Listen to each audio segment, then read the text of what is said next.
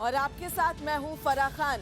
राजस्थान के टोंक से प्रधानमंत्री मोदी ने पाकिस्तान पर बड़ा हमला किया है। प्रधानमंत्री मोदी ने कहा कि आतंकी फैक्ट्री पर ताला लगाना जरूरी है और अगर ये ताला लगाना उनकी किस्मत में है तो यही सही। प्रधानमंत्री ने कहा कि हमारी लड़ाई कश्मीर के लिए है, कश्मीर के लोगों के खिलाफ नहीं है।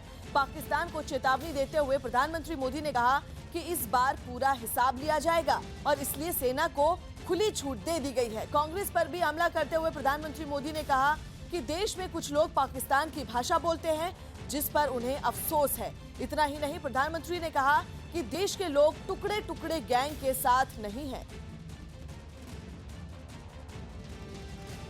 दुनिया के ज्यादातर देश,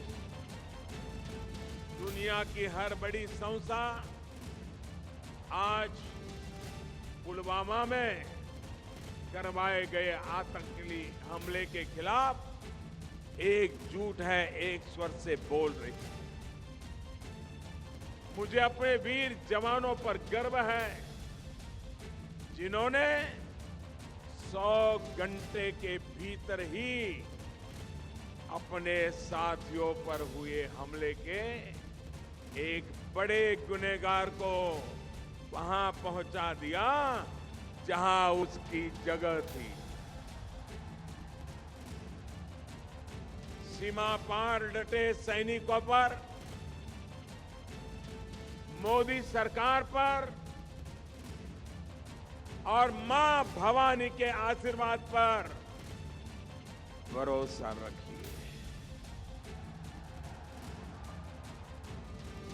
इस बार सबका हिसाब होगा, हिसाब पूरा होगा।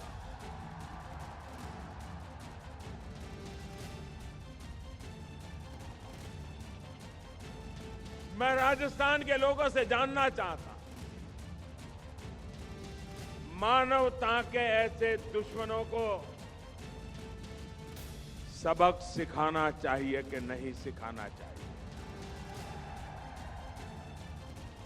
इंसानियत के ऐसे दुश्मनों का चुन चुन करके हिसाब होना चाहिए कि नहीं होना चाहिए? सेना को हमने पूरी तरह खुली छूट दे दी है।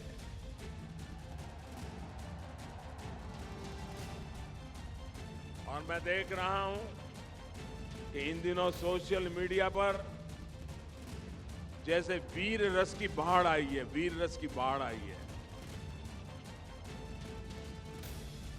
लेकिन भाइयों बहनों, हमारी लड़ाई आतंकवाद के खिलाफ है, मानवता के दुश्मनों के खिलाफ है। हमारी लड़ाई कश्मीर के लिए है, कश्मीर के खिलाफ नहीं है। कश्मीरियों के खिलाफ नहीं है। पिछले दिनों कहां क्या हुआ, घटना छोटी थी कि बड़ी थी, कश्मीरी बच्चों के साथ हिंदुस्तान के किसी कोने में क्या हुआ क्या नहीं हुआ, मुद्दा ये नहीं है। इस देश में ऐसा होना नहीं चाहिए। भाइयों बहनों, पाकिस्तान में नई सरकार बनी तो स्वाभाविक है जो नए प्रधानमंत्री बने थे, प्रोटोकॉल के तहत मैंने उनको फोन करके बधाई दी थी। पाकिस्तान के नए प्रधानमंत्री, क्रिकेटर के रूप में तो लोग उनको जानते हैं। और मैंने उनसे कहा था, बहुत लड़ लिया हिंदुस्तान पाकिस्तान ने,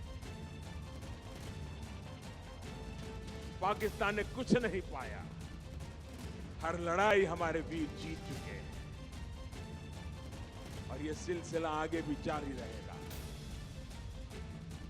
और मैंने उनसे कहा था कि अब आप तो राजनीति में आए हो, खेल की दुनिया से आए हो, आओ भारत और पाकिस्तान मिलकर के हम गरीबी के खिलाफ लड़े, अशिक्षा के खिलाफ लड़े, अश्रद्धा के खिलाफ लड़े। ये बात मैंने उनको उस दिन कही और उन्होंने मुझे एक बार और भी बताई थी कि मोदी जी, मैं पठान का बच्चा हूं, मैं सच्चा बोलता हूं, सच्चा करता हूं। आज पाकिस्तान के प्रधानमंत्री की इन शब्दों को कसौटी पर कसने की जरूरत है। मैं देखता हूं वो अपने शब्दों पर खड़े उतरते हैं कि नहीं उतरते। भाइयों और बहनों, आज प्रत्येक हिंदुस्तानी देश की सेना के साथ है, देश की भावनाओं के साथ है, लेकिन मुझे मुट्ठी भर उन लोगों पर अफसोस होता है जो भारत में रहते हुए पाकिस्तान की भाषा बोल रहे हैं।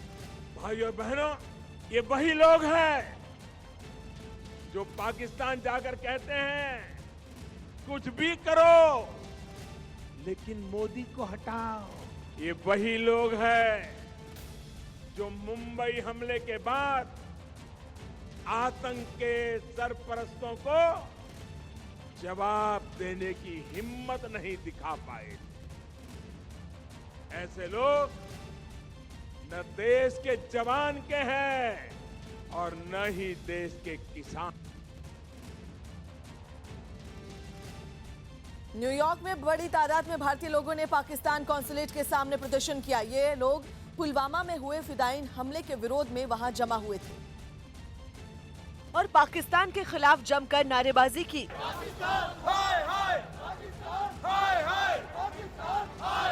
इससे पहले हाथों में पोस्टर और तिरंगे लिए लोगों ने पाकिस्तानी कॉन्सुलेट तक मार्च किया।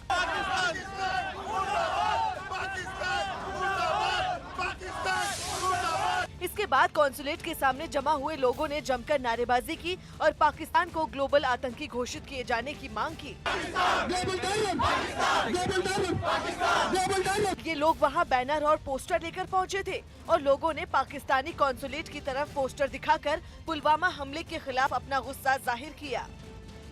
दिल्ली में प्रदूषण कम करने के लिए केंद्र और दिल्ली सरकार ने कई कदम उठाने का दावा किया, लेकिन पर्यावरण की निगरानी करने वाली संस्था CSE यानी centre for science and environment ने अपने ताजा सर्वे में सरकारी दावों की पोल खोलकर रख दी। CSE की रिपोर्ट के मुताबिक दिल्ली NCR में मौजूद थर्मल पावर प्लांट अब भी बड़े पैमाने पर प्रदूषण फैला रहे हैं। CSE के मुताबिक दिल्ली NCR में चल रहे थर्मल पावर प्लांट में हर रोज प्रदूषण फैलाने वाले 57 टन पार्टिकुलेट मैटर निकलकर हवा में घुल रहे हैं। यही नहीं, इन थर्मल प्लांट से करीब 686 टन सल्फर डाइऑक्साइड और 304 टन नाइट्रोजन ऑक्साइड जैसी गैसें रोजाना हवा में घुल रही हैं। CSE के मुताबिक thermal power plant supreme court के निर्देश के बाद भी प्रदूषण कम करने के लिए तय नियमों का पालन नहीं कर रहे हैं, जबकि केंद्र सरकार ने 2015 में ही इन नियमों को लागू कर दिया था। CSE का दावा है कि नियमों को कड़ाई से लागू नहीं कराने की वजह से ही दिल्ली की हवा जहरीली होती जा रही है। यूपी के सहारनपुर के देवबंद से गिरफ्तार जैश-ए-मोहम्मद के 2 आतंकियों की कोर्ट में पेशी के दौरान लोगों ने हंगामा कर दिया। यूपी ATS ने 2 दिन पहले इन आतंकियों को गिरफ्तार किया था, जिसके बाद ATS दोनों आतंकियों को लेकर लखनऊ की स्पेशल CGM कोर्ट में पेशी के लिए पहुंची, जहां लोगों ने पुलिस की गाड़ी को घेर लिया और हंगामा शुरू कर दिया।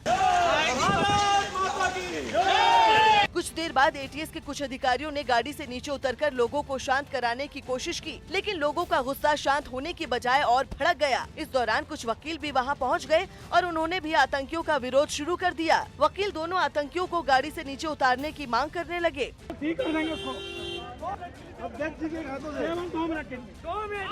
ATS के अधिकारियों ने भीड़ को शांत कराने की काफी कोशिश की, लेकिन उनकी ये कोशिश नाकाफी साबित हुई। वकील दोनों आतंकियों को खुद ही सजा देने की मांग पर अड़े रहे। भीड़ के गुस्से के बाद कुछ देर बाद ATS दोनों आतंकियों को लेकर वापस लौट गई।